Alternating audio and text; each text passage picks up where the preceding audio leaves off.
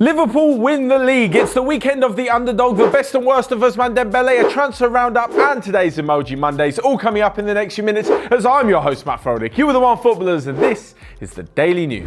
First up, into that rather presumptuous statement that Liverpool have won the league already. Of course they haven't, there's still 30 Premier League games to go, but they've been handed a massive advantage by the fact that Manchester City lost at home to Wolves. This now means that due to Liverpool's 2-1 victory over Leicester, they now have opened up an 8-point gap at the top of the table. Pep Guardiola said after his side's performance, which saw them lose to two late Adama Traore goals on the counter-attack, that it's not impossible to overturn an 8-point lead, and in all truth, it's not. Last season, Liverpool had a 9-point lead at Christmas and still didn't manage to win the title, so things are still very much open. But if you've seen the way that Liverpool have played and won in the last few weeks, a lucky mistake against Sheffield United and the last-minute penalty, which is very debatable, against Leicester, it looks like things are going to be on their side. Back when Manchester United are winning titles, everyone always said that they managed to win ugly sometimes, even if it meant the odd lucky 1-0 or 2-1 here and there. That's what Liverpool are doing, and it looks as though their name is written in the stars to be lifting the Premier League trophy come the end of the season. If they don't do it from here, it is one hell of a missed opportunity.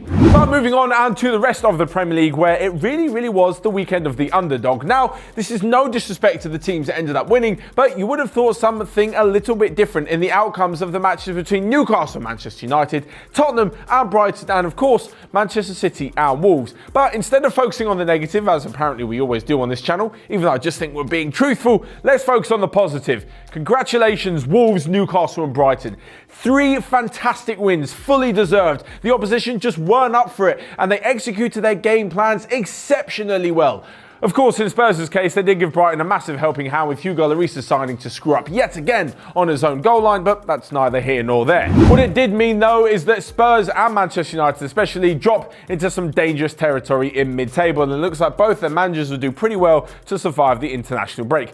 The only issue is that who on earth are they going to bring in at this point in the season? And what it's going to mean is that they're not really going to have a say in their new team up until January, where the transfer window opens. The other question surrounding Spurs, and I'll go into this a little bit later on our weekly Monday topical show, is that if a new manager comes in, he's going to want new players. And we all know that Daniel Levy definitely isn't willing to do that. And if he is, why didn't he back Pochettino in the last few transfer windows? So many questions to be answered. And also from Manchester United's point of view, they got rid of 2 attackers who have fared pretty well in Serie A so far, with Marcus Rashford really not looking up to the task of leading United's front line. But away from the Premier League for a minute and to the rest of the action in La Liga, where Barcelona moved ever closer to the top despite the fact that they themselves have had a pretty poor start to the season. This weekend, it was an absolute battering of Sevilla, in which we saw the best and complete worst of Ousmane Dembele. Now, in the first half, actually to start, Luke de Jong should have had a hat-trick. He had so many chances for Sevilla, and he had one in the second half which hit the post. But besides this, there were 3 goals for Barcelona, one of which saw Ousmane Dembele's brilliant move from his left foot onto his right foot, and he slotted the ball home. Excellent. You think he's really going to hit some form, a fantastic piece of individual skill and goal. Well, you obviously thought wrong, because after getting a defender sent off in the second half, Dembele used the tiny bits of Spanish that he knows to insult the referee, resulting in a red card for himself. It's this kind of stupidity, petulance and poor attitude which is really going to hold Ousmane Dembele back in his further career unless he sorts it out. But what it did mean is, as I mentioned, Barcelona get ever closer to the top, which currently sees Real Madrid at the summit. After beating Granada 4-2, which saw Eden Hazard grab his first goal for Los Blancos, it now means that the Clásico at the end of the month will take on some extra spice, but doesn't it always? What it did mean as well was a good week for both of the Spanish top 2 teams, because Atletico Madrid drew 0-0 again. This is the 3rd time they've got a goalless draw in the last 4 games. Alvaro Morata and Diego Costa can't seem to do the business up front, so all of the hopes are falling on teenage sensation João Felix.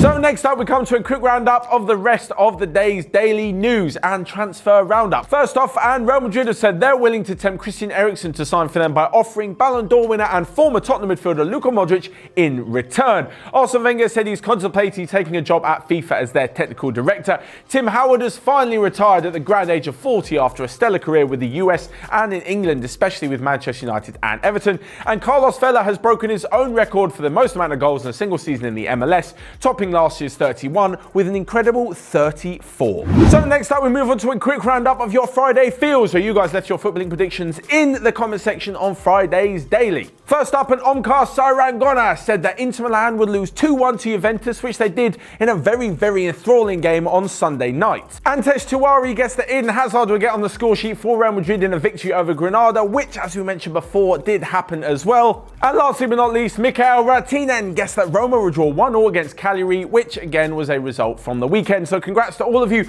and to everybody else who managed to get a prediction right in the Friday feels. So lastly but not least, because it's Monday's Daily, we've got Emoji Mondays, where we throw down 3 emojis to the particular players and results from the weekend. First off, and we've got the best player, which for me has to go to Aaron Connolly. An unbelievable first start in the Premier League for him, as he bagged 2 goals against Spurs for Brighton and was just generally a danger all game. So for the worst player, I'm going to go for Marcus Rashford. I'm sure there were some poor players around the Premier League and around Europe this weekend, but I really think that Marcus Rashford has higher expectations for himself. With only 1 touch in the opposition's box, it was a poor weekend for the England striker. And lastly but not least, we have the best result of the weekend, and that is going to go to one team in particular, and it's Aston Villa. I already mentioned how Brighton, Newcastle and Wolves had some fantastic results, but Villa to go away to Norwich and win 5-1, and it could have been more because they missed a penalty. That is an unbelievable result and really a good weekend for everyone at Villa.